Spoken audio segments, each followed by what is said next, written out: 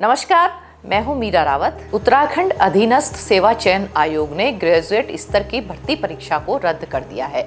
आपको बता दें कि यह परीक्षा पेपर लीक के आरोपों के बीच आयोजित हुई थी।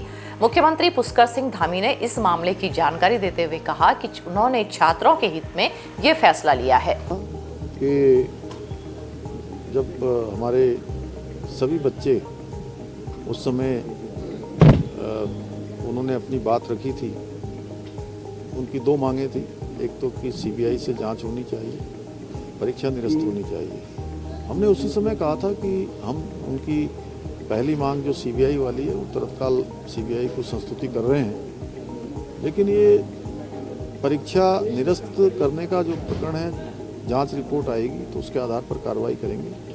आज जांच रिपोर्ट मुझे प्राप्त हो गई है, मैंने आयोग को उसको भेज दिया है।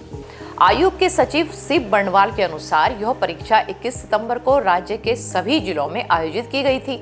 इस परीक्षा में पटवारी, लेखपाल और 7 अन्य पदों के लिए कुल 416 रिक्तियों की भर्ती की जानी थी। परीक्षा समाप्त होने के बाद लगभग 1:30 बजे के करीब प्रश्न पत्र के 3 पन्नों के स्क्रीनशॉट सोशल मीडिया पर वायरल हो गए।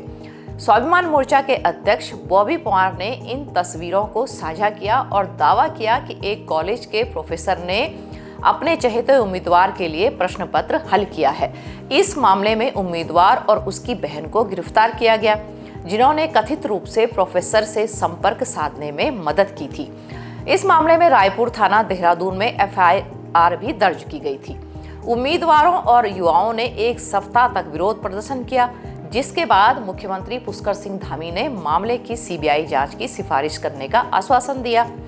सरकार ने न्यायिक आयोग का गठन किया, जिसकी अध्यक्षता पूर्व न्यायाधीश UC ध्यानी ने की। आयोग ने सभी पक्षों से विस्तृत विचार विमर्श के बाद रिपोर्ट दी और परीक्षा रद्द करने का निर्णय लिया।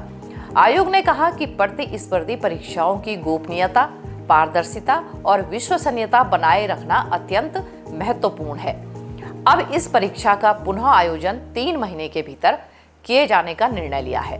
आगामी परीक्षा में electronics corporation of India limited की मदद से 5G सिग्नल ब्लॉक करने के लिए जैमर लगाए जाएंगे और उम्मीदवारों की सघन तलाशी भी की जाएगी।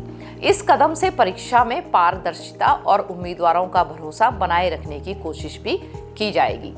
कुल मिलाकर युवाओं का आंदोलन सफल रहा। अब भर्ती परीक्षा दोबारा होगी, लेकिन एक सवाल का जवाब आना अभी बाकी है कि यदि परीक्षा रद्द की गई है तो इसका मतलब कहीं ना कहीं कोई कमी जरूर थी, कोई गड़बड़ी तो हुई है। ऐसे में आयोग के अध्यक्ष GS मार्तुलिया को अभी तक क्यों नहीं हटाया गया? बहरहाल अब होने वाली परीक्षा को ईमानदारी से कराया जाए ताकि वर्षों से मेहनत कर रहे छात्रों को राहत मिल सके।